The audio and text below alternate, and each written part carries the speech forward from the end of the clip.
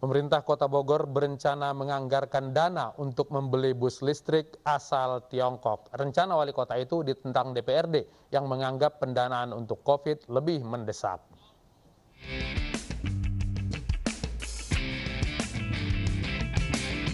Sebagai salah satu pelayanan kemudahan bagi mobilitas masyarakat Kota Bogor, pemerintah Kota Bogor kini memiliki bus listrik, sebuah kendaraan andalan yang dianggap sebagai armada ramah lingkungan.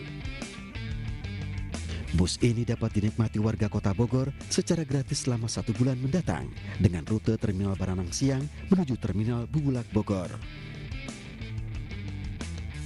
Saat ini pemerintah Kota Bogor mulai mengoperasikan 1 buah bus listrik yang dibekali baterai iron fosfat dengan kapasitas 135 kWh yang juga mampu menempuh jarak sejauh 250 km dengan kecepatan maksimal 100 kpj. Kendaraan ini merupakan produsen otomotif asal Tiongkok BYD. Ya dari segi ini sih nyaman ya, dari interior, terus dari tempat duduk, dari ininya sih sepertinya nyaman kalau untuk diuji coba ke masyarakat gitu. Kita langsung saja sapa Wali Kota Bogor Bima Arya dan Ketua DPRD Kota Bogor Atang Tristanto. Pak Wali, Pak Dewan, selamat malam. Selamat malam. Selamat malam. Saya ke Pak Bima dulu. Pak Bima, sudah mendengar DPRD bilang nggak usah beli lagi bis listriknya, cukup 1 aja? Kayaknya media ini nggak paham persoalannya. Bagaimana? Coba. Jadi begini, kita ini kan sekarang lagi proses konversi dari angkot menuju bis. Tahun ini ada 85 bis yang akan mengaspal di Kota Bogor. Ini bantuan dari PDJT, ya. Dari Jakarta gitu. Nah, tapi yang 85 ini masih bahan bakar biasa gitu.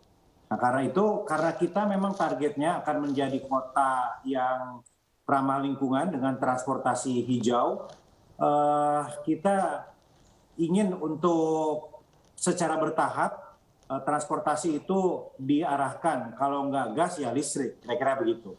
Nah, di Jakarta ini sudah berjalan, jadi ada 100 unit di Transjakarta. Di Bali juga sudah berjalan. Nah, tetapi di Bogor kita kan juga harus lihat kondisinya. Pertama kita lihat dulu dong di Jakarta, ini Jakarta sukses nggak? Nah, sekarang kan Pak Gubernur sedang pengadaan bis listrik.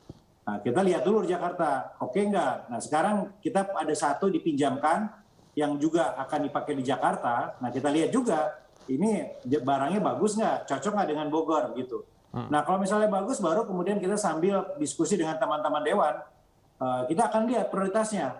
Kalau memungkinkan ya kita anggarkan, sepakat dengan teman-teman Dewan. Ya. Jadi sampai Bisa sekarang 1, tidak bisa 2, ada rencana penganggaran untuk pembelian itu? Ya kan semuanya harus dibahas dengan Dewan dulu. Oke. Semuanya sama-sama kita bicara. Ya kalau Dewan berbeda kan nggak bisa juga kita jalan. Yang Iya. Oke. Pak Atang gimana Pak Atang? Pak Atang akan mendukung ini atau gimana?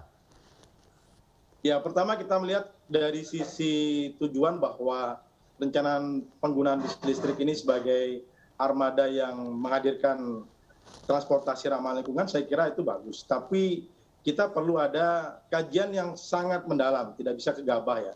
Jadi tidak hanya sekedar kelayakan teknis operasional kendaraannya saja, tapi juga perlu dilihat dari sisi kemampuan operasional yang selama ini dilakukan oleh Perumda Transpakuan, kemudian juga dari sisi perawatan dan kesediaan spare part dan lain-lain. Kebetulan kondisi hari ini memang kami melihat bahwa kalaupun seandainya akan diadakan dalam waktu yang dekat, tidak cukup prioritas karena 2 hal.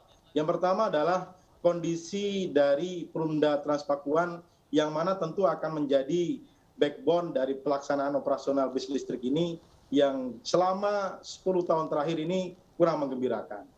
Kemudian yang kedua, ada prioritas-prioritas lain yang saya kira, saya yakin juga Pak Wali sepakat bahwa banyak hal dengan adanya pandemi COVID-19 ini, kita belajar bahwa ada beberapa masalah di lapangan yang penting untuk diprioritaskan. Misalkan adalah ketersediaan ambulan di masing-masing kelurahan ketika kemarin terjadi puncak pandemi COVID-19. Jadi saya kira untuk posisi hari ini di titik 2 alasan tersebut kenapa DPRD masih menyaksikan dan belum sepakat untuk pengadaan bis listrik ini. Tapi belinya kan belum sekarang Pak Atang.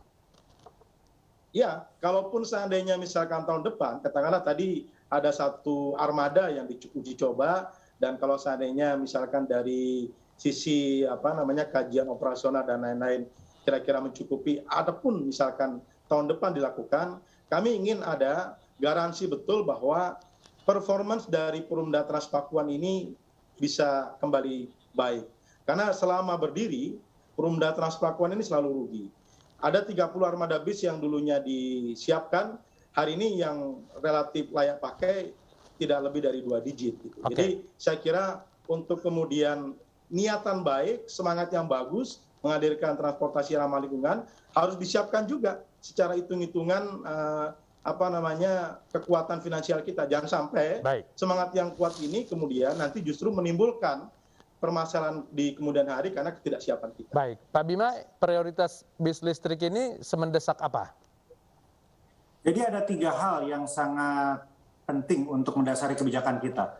Pertama adalah kelaikan bis secara teknis ya. Bisnya ini oke nggak?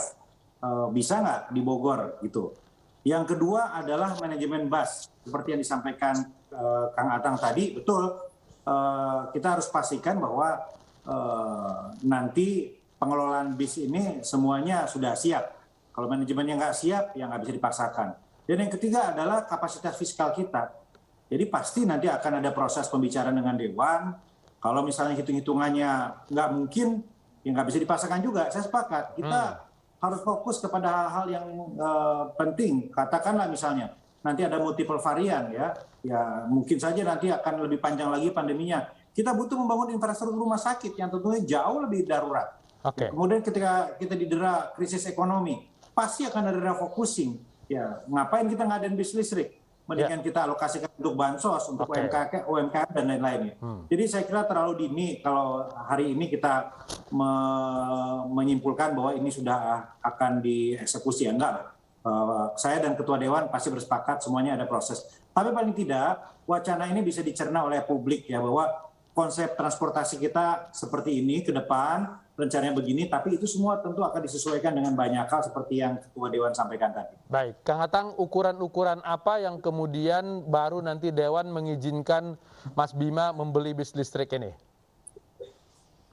Pertama, kita ingin memastikan bahwa kesiapan manajemen dari Perumda Transpakuan ini bisa meyakinkan kita semua untuk menjalankan transportasi publik di Kota Bogor secara baik. Baik dari sisi organisasi pelayanannya, maupun dari sisi pemeliharaan bis dan juga pengelolaan seluruh aset yang ada. Kemudian yang kedua adalah ketersediaan anggaran, seperti tadi disampaikan oleh Pak Wali Kota, kebijakan fiskal kita. Memang betul bahwa hari ini kita mengalami sebuah situasi sulit di mana pendapatan daerah tentu mengalami kontraksi atau penurunan.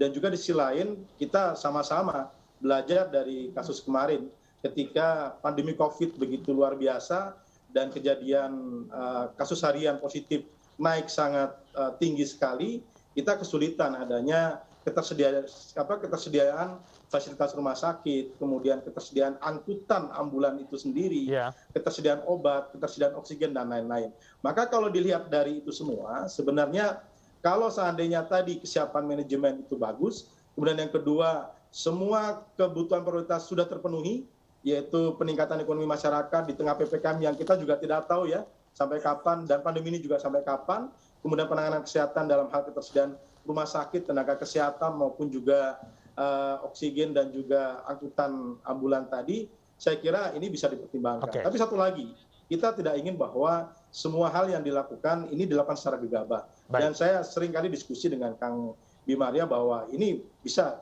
selalu kita lakukan dengan kajian yang mendalam, hingga memang bagaimana dinas terkait atau kemudian juga BUMD terkait ini bisa menangkap ya pesan dari pimpinan daerah bahwa jangan sampai kemudian ini hanya sekedar respon cepat dengan alasan ingin merespon dari perintah kepala daerah tertinggi tapi tanpa persiapan yang baik. Oke. Mas Bima, ini kan ide yang sangat bagus. Bagaimana kemudian menunjukkannya kepada publik, juga kepada Dewan, supaya kemudian ini lancar nanti mendapat dukungan penuh?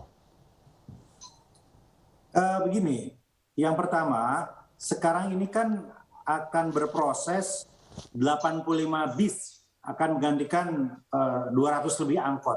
nanti publik bisa melihat. Karena ini menjadi bagian dari kampanye besar kita untuk moda transportasi publik baru di Bogor, konversi angkot ini. Itu pertama, jadi publik bisa melihat. Dan yang kedua, kalau soal anggaran, nggak harus beli loh. Sangat mungkin kita mendapatkan skema bantuan dari pemerintah pusat, kementerian, atau BPTJ, Badan Pengelola Transportasi Jabodetabek, ya. Sangat mungkin. Atau bahkan sangat mungkin juga Mas Anies, Pak Gubernur DKI, mengalokasikan banprofnya untuk bis ini, karena juga ada hubungannya dengan mengintegrasikan transportasi Jabodetabek begitu.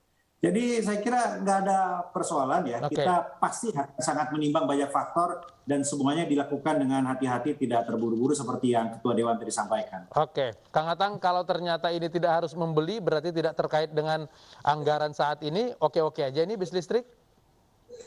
Saya kira masalah cost itu tidak hanya dalam konteks buy cost ya, tapi juga kita berbicara tentang operasional cost. Kita bicara tentang maintenance cost. Kita bicara tentang bagaimana pengoperasionalan bis ini juga akan menghasilkan cost tersendiri. Oke. Kita lihat contoh lah bagaimana kereta api cepat ya di Palembang ketika dibangun dalam rangka suksesan PON, itu semuanya ditanggung oleh pemerintah pusat. Namun hari ini yang terjadi adalah kemudian pemerintah daerah itu kewalahan harus menanggung semua operasional yang ada. Jadi tidak hanya sebatas itu. Maka sebenarnya banyak hal yang bisa didekati juga, bahwa misalkan bagaimana mengajak para pelaku bisnis ataupun sopir-sopir angkot yang hari ini bisa menjadi satu konsorsium yang mungkin juga bisa kita lakukan bersama-sama. Jadi saya sekali lagi bahwa tadi kajiannya tidak hanya sekedar kesiapan pembelian ataupun teknis kendaraan,